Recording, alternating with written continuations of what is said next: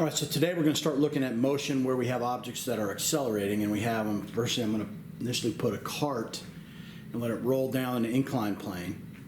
Right, you can see that over on this side my plane is on a couple of books, and over on this side it is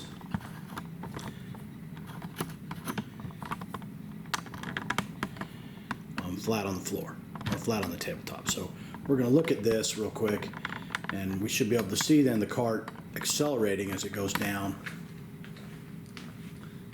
It's getting faster there.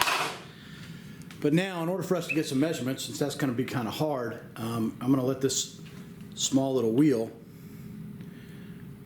roll down between those two ramps, and then we're going to see what happens as it rolls.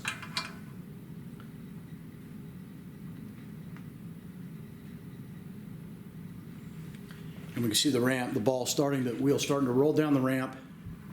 And if we listen carefully, we should be able to tell that it's speeding up. And an object like this allows us to make some really decent measurements, although I've got to use a different video to do that.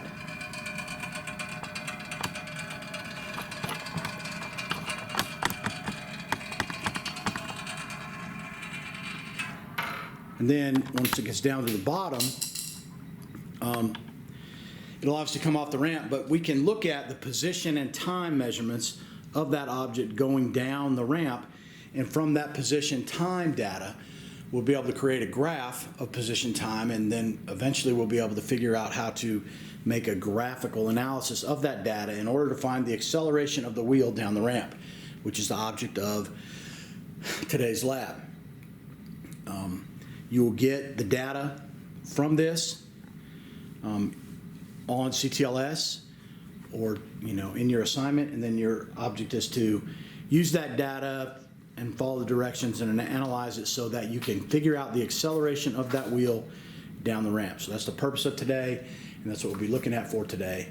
But that's just a little demonstration of the data of the lab procedure that I'm going to use, and then we'll come back and look at this acceleration. Finding one of those things is one of the biggest things we talk about when we talk about the motion of objects, is where it's located, how fast it's moving, how is its velocity changing, right, and the time over which that all occurs. So those factors are going to be the things that really involve us describing or understanding or studying the motion of objects. So we're going to look at acceleration of that wheel down the ramp today.